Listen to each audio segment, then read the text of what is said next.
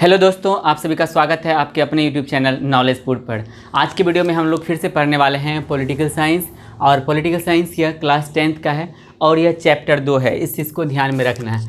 हमारा चैप्टर 1 जो है बहुत ही अच्छे तरीके से समाप्त हो गया है और उन सभी का वीडियो आपको आपके चैनल नॉलेज फूड पे जो प्लेलिस्ट बना हुआ है ना, political science class 10 political science, वहाँ पे आपको सब लेक्चर मिल जाएगा। और सब में मैंने बहुत ही सरल शब्दों में समझाने का प्रयास किया है। 100% आपको समझ में भी आएगा, ठीक है। और सत्ता में साझेदारी की कार्य प्रणाली का इनका ऑलरेडी 3 वीडियो आ चुका है। शायद यह इसका आज पार्ट 4 है, आप ध्यान देख लीजिएगा इनको, ठीक है। तो हम लास्ट वीडियो में आपको बताए हुए थे कि विधि का यानी हमारे संविधान ने क्या किया है, कानून बनाने के लिए इनको भी कई रूपों में बांट दिया है। कानून कौन से क्षेत्र पर कौन कानून बना सकता है, इनके लिए भी बंटवारा किया गया। तो मैंने आपको वहाँ बताया गया था कि 3 रूपों में इनको बांटा गया है, संघ सूची, समवर्ती सूची और राज सूची। तो आज के लेक्चर में हम उसी को सिर्फ समझने वाले हैं। तो संघ सूची क्या है, देखिए मैंने लिखा है संघ सूची, समवर्ती सूची और राज सूची। तो संघ सूची क्या है, तो इस पर कानून या निर्णय लेने का अधिकार सिर्फ केंद्र को होता है। यानी कानून जो हमारा संघ सूची है, संघ सूची पर निर्णय कौन ले सकता है, सिर्फ सरकार, केंद्र सरकार ले सकती है।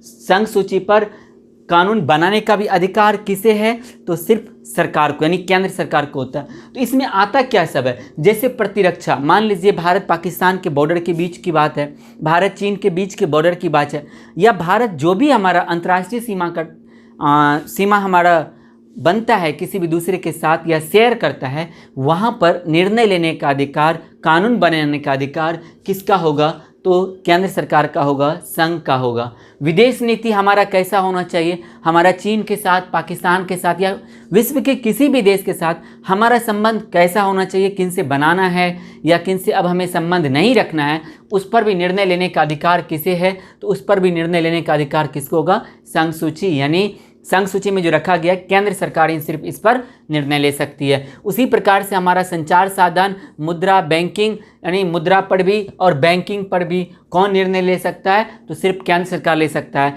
कोई भी राज्य सरकार यह नहीं बोल सकती है कि हम अपने राज्य में जो है इतने रुपए के नोट हम नहीं लेने वाले हैं या फिर इतने रुपए के नोट को हम अलाउ नहीं करेंगे। उसी प्रकार से जितने भी बैंक हैं उन सभी पर कानून या निर्णय या उन पर निर्णय लेने का अधिकार किनको प्राप्त है, तो वह सिर्फ संघ सूची में रखा गया है। इसका मतलब उस पर निर्णय या कानून कौन बना सकता है, केंद्र सरकार बना सकता है। इस चीज़ को आप ध्यान में रखिएगा।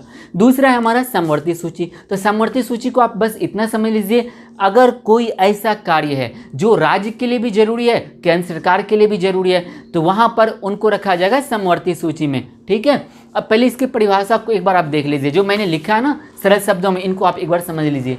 केंद्र और राज्य दोनों के लिए महत्व रखने वाले विषयों को, जो केंद्र के लिए भी जरूरी है और राज्य सरकार के लिए भी जरूरी है, तो दोनों के लिए जो महत्व रखने वाला जो विषय है, तो विषय को किस में रखा गया है, समवर्ती सूची में। केंद्र सरकार और राज्य सरकार दोनों के लिए महत्वपूर्ण विषयों को समवर्ती सूची में रखा गया। इस पर केंद्र सरकार भी कानून बना सकती है, राज्य सरकार भी कानून बना सकती है। लेकिन कभी अगर इनके द्वारा बनाए गए कानून में केंद्र सरकार ने भी कानून बनाया और राज्य सरकार ने भी बनाया, अगर इनके द्वारा बनाए गए कानून में आपसी में टकराव हो जाता है केंद्र और राज्य के बीच में, तो वैसे समय में अंतिम निर्णय जो एक्सेप्टेबल होगा वह केंद्र सरकार का होगा, राज्य सरकार का नहीं होगा। इस चीज़ को आप ध्यान में रखिएगा। मान लीजिए बिहार सरकार ने भी कुछ कानून बना दिया और केंद्र सरकार ने भी कानून बना दिया। अब दोनों के कानून में जब डिफरेंस हो जाएगा तो वहाँ पर अंत में केंद्र सरकार का ही कानून लागू होगा। इस चीज़ को आप ध्यान में रखिएगा। यही हमने लिख भी दिया है। लेकिन जब एक विषय पर केंद्र और राज्य दोनों कानून बनाते हैं या दोनों के द्वारा बनाए गए कानून पर टकराव हो, तब केंद्र सरकार द्वारा बनाया गया कानून ही मान्य होगा, ठीक है। तो पहले समवर्ती सूची क्या है, तो समवर्ती सूची में ऐसे विषयों को रखा गया है जो केंद्र और राज्य दोनों के लिए महत्वपूर्ण हो, लेकिन जब दोनों कानून बनाए, केंद्र भी और राज्य सरकार भी, और दोनों के कानूनों के बीच में आपसी मतभेद हो, अंतर हो, टकराव हो, तो वैसे परिस्थिति में केंद्र सरकार के द्वारा बनाया गया कानून ही लागू होगा, ठीक है। संघ सूची क्या है, संघ सूची में ऐसे विषयों को रखा गया है जिस पर सिर्फ निर्णय या कानून कौन बना सकती है, तो सिर्फ उस पर कानून बनाने का अधिकार केंद्र सरकार को है। उसके बाद है राज्य सूची। तो राज्य सूची क्या है, तो इन पर सिर्फ कानून कौन बना सकता है, तो राज्य सरकार ही बना सकता है। इसमें क्या सब हो सकता है, जैसे जेल हो गया, स्वास्थ्य हो गया, शिक्षा हो गया, पुलिस, इस पर कानून बनाने का अधिकार किसका है, तो इस पे सिर्फ राज्य सरकार ही सूची बना सकता है। लेकिन याद रखिएगा शिक्षा को जो है समवर्ती सूची में रखा जाता है, ठीक है, क्योंकि शिक्षा पर कानून केंद्र और राज्य सरकार दोनों बना सकती है। लेकिन बहुत सारे बुक में शिक्षा को राज्य सरकार में भी दिया गया है, तो इनको एक बार आप लोग भी देख लीजिएगा, ठीक है। उनके बाद देखिए कुछ मैंने इंपॉर्टेंट नोट्स भी दिया है, इनको आपको देख लेना है और कमेंट करके आप बताइएगा भी कि शिक्षा समवर्ती सूची का विषय है या फिर वो राज्य सूची का विषय है। इस कमेंट करके हमें बताइएगा, फिर आप में से जो भी कमेंट करेगा उसके कमेंट को मैं पिन कर दूंगा। उनके बाद है हमारा भारतीय संविधान को कठोर बनाया गया है। हमारा भारतीय संविधान क्या है, कठोर भी है, लेकिन जब निर्णय लेने की बात आती है तो वहाँ पर हमारा लचीला भी है।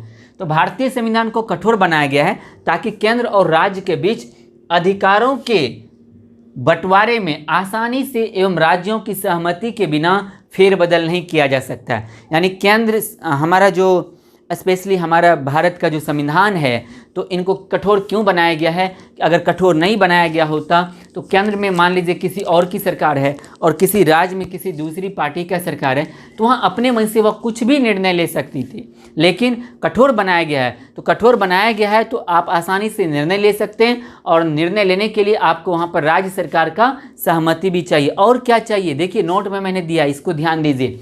नोट क्या कह रहा है, किसी भी बदलाव को संसद के दोनों सदनों में, अगर केंद्र सरकार मान लीजिए राज्य सरकार में कुछ अपने मन से बदलाव करना चाहता है, मान लीजिए केंद्र सरकार का और राज्य सरकार के बीच में आपसी संबंध नहीं बन रहा है, जैसे मान लीजिए छत्तीसगढ़ में केंद्र में अभी वर्तमान में भाजपा की सरकार, छत्तीसगढ़ में है कांग्रेस की सरकार, तो वहाँ पर अगर मान लीजिए पावर दिया रहता है तो वो अपने मन से केंद्र सरकार कुछ भी निर्णय लेती है, लेकिन ऐसा संभव नहीं है। तो किसी भी बदलाव को संसद के दोनों सदनों में 2/3 बहुमत से स्वीकृत एवं फिर उसे कम से कम आधे राज्यों की विधानसभाओं से मंजूर करना आवश्यक है। इसका क्या मतलब है, 2/3 का मतलब हुआ कि जितने भी, पहले तो याद रखिए संसद के कितने अंग हैं, तो संसद के मूल रूप से 2 अंग हैं, एक तो लोकसभा और दूसरा राज्यसभा। तो लोकसभा और राज्यसभा दोनों में से जितने भी वहाँ पर मेंबर हैं, लोकसभा में भी और राज्यसभा में, इनके 2/3 का मतलब हो गया, जैसे मान लीजिए 100 है तो 100 का 2/3 मान लीजिए कितना, लगभग 33 के आसपास होगा, तो कम से कम इतना, तो 33 दूना 66, 2/3 33 नहीं 1/3 हुआ है, यानी 66/100, ये लगभग 2/3 हो जाएगा। तो कम से कम 2/3 मतलब क्या हो गया कि 2/3, यानी 3 में से कम 2 लोग तो एग्री करने ही चाहिए। तो जितना भी सीट है लोकसभा में और राज्यसभा में, उनके 2/3 से वहाँ से पास होना चाहिए। उनके बाद उस राज्य में जो विधानमंडल है, कम से कम वहाँ 50% में वहाँ के यानी विधायक जो हैं उनका भी मंजूरी जरूरी है, तभी जाके उस क्षेत्र में कुछ भी बदलाव किया जा सकता है, ठीक है। उनके बाद है केंद्र एवं राज्य के बीच के झगड़े का निपटारा कौन करता है, तो सुप्रीम कोर्ट करता है। अगर कभी भी मान लीजिए केंद्र और राज्य सरकार के बीच में आपसी सहमति नहीं बन पाई, कोई मतभेद रह जाता है, तो राज्य सरकार भी वहाँ पर सुप्रीम कोर्ट का दरवाज़ा खटखटाएगा और केंद्र सरकार भी कहाँ जाएगा, सुप्रीम कोर्ट में जाएगा, ठीक है। उनके बाद एट द एंड क्या है बच्चा, सरकार चलाने के लिए केंद्र एवं राज्य सरकार कर लगा सकती है। दोनों, केंद्र सरकार भी कर लगाए। सरकार चलाने का क्या मतलब है, सरकार चलाने से मतलब है कि सरकार को पूरे भारत में मैनेजमेंट करने के लिए फिनेंशियल चाहिए, यानी रुपया चाहिए। रुपया चाहिए तो रुपया कहाँ से आएगा, तो वो भारत के लोगों पर टैक्स लगाएंगे। उसी प्रकार से राज्य सरकार भी अपने राज्य के नागरिकों पर वह टैक्स लगा सकती है ताकि उनका सरकार अच्छे से चल सके। जैसे नॉर्मली बिहार सरकार ने जब दारू, जिस समय तक हमारे देश में दारू की बिक्री हो रही थी, उस समय सिर्फ दारू से टैक्स बिहार सरकार को 4000 करोड़ रुपया से ज़्यादा आता था, ठीक है। तो टैक्स भी ज़रूरी है, तो सरकार अपने अपने हिसाब से, सभी राज्यों की सरकारें अपने राज्य में टैक्स लगाती है। आप ऐसा नहीं देखोगे कि जितना टैक्स बिहार सरकार के द्वारा लगाया गया उतना ही एग्जैक्ट उत्तर प्रदेश, महाराष्ट्र, लखनऊ, मतलब लखनऊ नहीं, तमिलनाडु या और दूसरे राज्यों के द्वारा लगाया जाता है, ठीक है। तो मैं उम्मीद करता हूं कि संघ सूची, समवर्ती सूची, राज्य सूची और मैंने संविधान के बारे में जो भी बताने का प्रयास किया आपको 100% समझ में आया होगा। अगर आपको नहीं आया समझ में तो आप नीचे कमेंट में ज़रूर अपने डाउट को लिखिएगा। हमें खुशी होगी अगर आप कमेंट करोगे और समझ में नहीं आएगा तो, ठीक है। कहीं पर भी आपको कन्फ्यूजन रहता है तो 100% आप कमेंट कीजिएगा।